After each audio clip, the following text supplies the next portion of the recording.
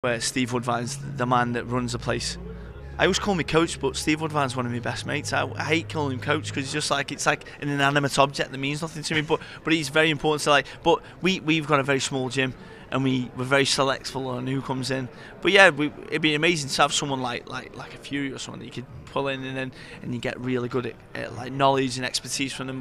But we've done it more going out to places, like we sparred like Lyndon Arthur, went up to with Liam Williams, Lerone Richards back in the day and stuff. And you pick certain things out of these fighters, like Liam Williams. What I picked from him was he was just an absolute animal. Like he really was, and like.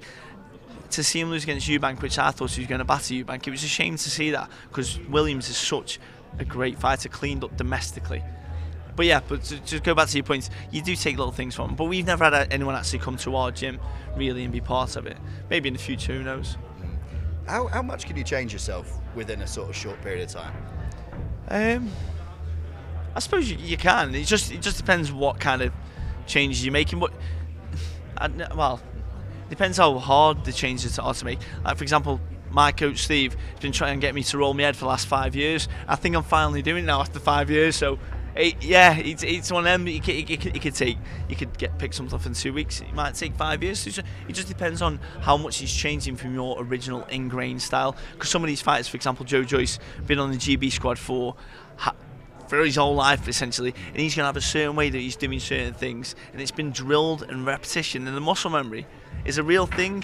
So it's very hard to break that sometimes. But then it just depends how they refine it and move it a little bit. Because I think after the fight with Junior Farr, Joseph Parker came under quite a bit of criticism. I think Joyce is, as you mentioned there, he's always had a particular style, and I think has been criticised for it a number of times and is trying to change it. But I think this fight, it's going to be very interesting to see how the two adapt. Yeah.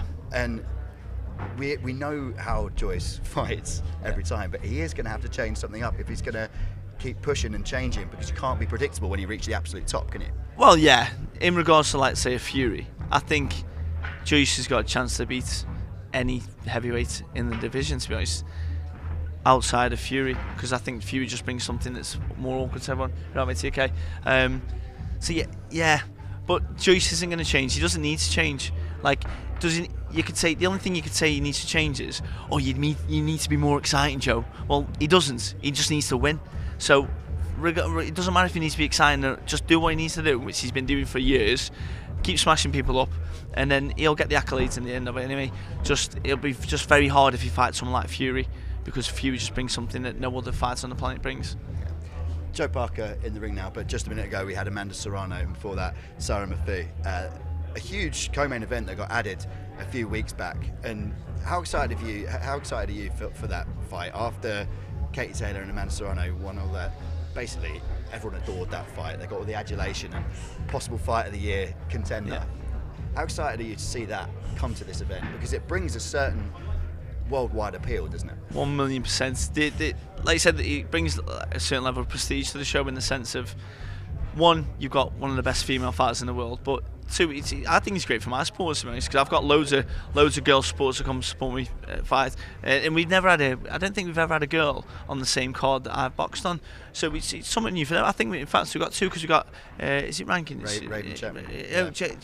Sorry, yeah. But yeah, so it's great. Like you got two female fighters on the card, and yeah, it's certainly, like you said, in terms of the worldwide audience, it builds up for that as well. So it brings in the American viewers and so on. And obviously on a pay-per-view event, that's sort of the kind of thing you need, don't you? So yeah, it's gonna be, and it'll be interesting for me to watch as well, because that'll be the first, that'll be the highest level female boxer that I've seen, and she is one of the best. So she's got an absolutely crazy fan base. They very much call her the Puerto Rican Nathan Haney. Yeah, well, there we go. Yeah, I was going to try to speak Puerto Rican then, but I know absolutely none of it. I guess it's Spanish, isn't it? Spanish, yeah. Hola, yo hablo no español. But yeah, you mentioned that that's going to bring a fan base. Does that put a certain amount of pressure on the rest of the card? In regards to what? Well, I mean, there's going to be eyes all over the world watching you that may not have done before. No, I just think it makes it way cooler. Yeah, because you got it in ESPN. Is it on ESPN Plus or something like that? Yeah. I have it. So yeah, I think it adds no pressure, man. Like whether you're fighting in front of 10 or 10,000 or 10 million around the world, like it really doesn't matter. I think, but it certainly brings more eyes to a new audience than I've never seen it before. Mate, the Americans have never seen Delilah before, you know what I mean? So it'd be great for them to see that and hear what it's all about. But we've got the best supporters in the world, haven't we? So the Americans know what we're all about anyway. I think we need to find a Spanish version of Delilah. Yeah. You got 3 days to learn it. Yeah, there is actually a version. I once saw this kid in Stoke. It was like an amateur show, and he come out to Delilah, but the DJ, had a Spotify playlist, and he must have pressed some dodgy version because it was like a Latin kind of. It was like a really weird Delilah that was coming out to like bongos and stuff. It's like boop, a break of day, woo. Is it? Yeah. It was weird. It was weird, but the guy was fuming because his dad was like a proper Stoke City supporter, so he was fuming. He was. We're seeing Jason Parker getting his gloves on now. These media workouts and these fight weeks, how sort of mentally draining are they throughout the week? I mean, you obviously seem incredibly stressed. Yeah. No, I don't know, man. It's one of them. Like, I suppose if you're trying to make weight and stuff, and it can be stressful, but it's probably more stressful if you've never done it before. But I've never. It just depends on your personality and the psychology you got, because I actually really enjoyed that. It gives me a bit of a release, really, instead of just being in my hotel room, sitting there thinking, "Oh my god, I'm thinking about the fight." You actually concentrate. You get to enjoy what this is about, and because. Right, we've got a short career, and these nights and these events will soon come to an end. So I think boxers should make the most of it and just enjoy it. And yeah, I love it personally. It takes nothing away from me. But other fighters, who knows? I don't know what their personalities are like. But it could be draining. Yeah, I mean, you look at Joyce Parker. They're selling this event, and we've mentioned they're both chilled out guys. Tomorrow they're at a press conference. They're probably going to be expected to. The audience are going to be expecting some kind of beef to be flying around. Well, yeah, is that a draining thing for them? Possibly. The expectation of. Yeah, possibly. Look at him, he's on there. Is it? Yeah, it can be very interesting. This, just looking how he's trying to control that there. Yeah, we're just watching the pad work now with Andy Lee. It's interesting how he's just trying to block. Well, he's just trying to shield off Joyce's jab. It'd be interesting, but no, it's How do you even prepare for something like Joe Joyce? I guess. Yeah, it's very hard. But there again, Jason Parker's a lovely fight. Look at that jab, like a lovely jab. And if he controls it well, he could box rings around Joyce. It's just, can you box rings around Joyce for 12 rounds? That's the hard part. We're going back to the press conference you were talking about. There might be pressure on them to do something in regards to, like, they want to sell more tickets in terms of pay-per-view buys.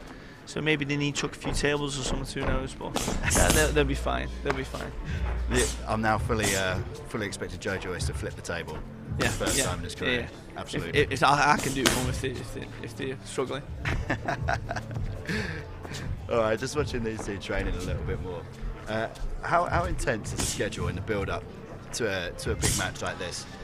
This training camp has been going on for probably about 8 weeks, but is Joe Joyce probably going to be on a downslope for the sort of last week or so to get the energy back? Yeah, 1,000,000%. The way you'll do it is you'll progressively get. Let's say you start 10 weeks out. You'll do 2 sessions a day or whatever, but they'll progressively get longer and longer, so the volume will increase as the weeks go on. The intensity will increase. You'll do more rounds, but then you can't be working too hard. Well, in peak week, like the taper week, you need to keep the intensity high, but you need to keep the volume low, because that way you recover, but you still keep the adaptations that you've worked on over the last 10 weeks. So yeah, like all they do now, they're just tapering. All the hard work's been done. You can't get fit in the last week. If you're trying to get fit now, it's too late. So yeah, that's it with them. Does that vary from fighter to fighter? Do some people need to do absolutely nothing for a week, and some people can keep it ticking over? I mean, you could do nothing for a week, but it wouldn't be the most advantageous thing to do. You would lose certain adaptations that you've been working on, like aerobic endurance and all this kind of stuff. There's a lot of physiology that goes into the training, and if you just completely rest, you will lose quite a bit of what you've worked over the last 10 weeks for, which you wouldn't think you'd do in a week, but he can lose a lot in a week. So you just got to make sure the keep them sessions not too long, keep them nice and short, and then and just bloody enjoy it, like. Yeah, at least there's no making weight for these guys. No. Well, yeah. See, are you alright with that? Well, yeah. We'll see. You seem to have good energy. I'm surrounded by lovely restaurants where my hotel is.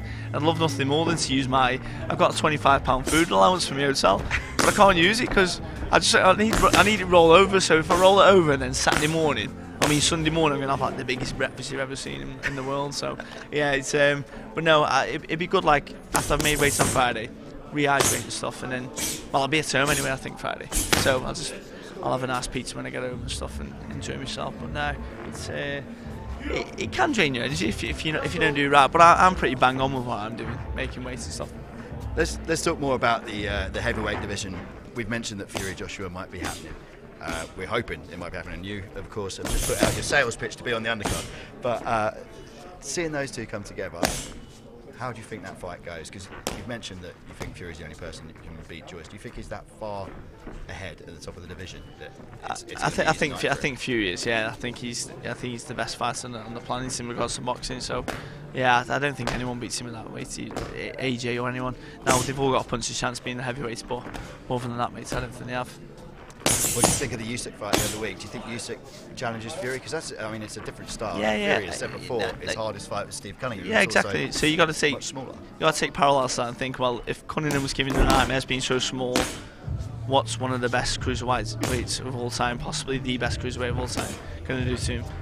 So it'd be a thingy, but right, I need to do because I need to get back to you and stuff now. But yeah, so absolutely. Right, it's been a pleasure, mate. Thanks so much for having me on. Thank you very much, yeah, mate. yeah, top man. So I'll leave you on your own, mate. It's all right. It's all right. Got to chill. I got to chill a bit. Working out for a bit. Right, anyway, top man. Cheers.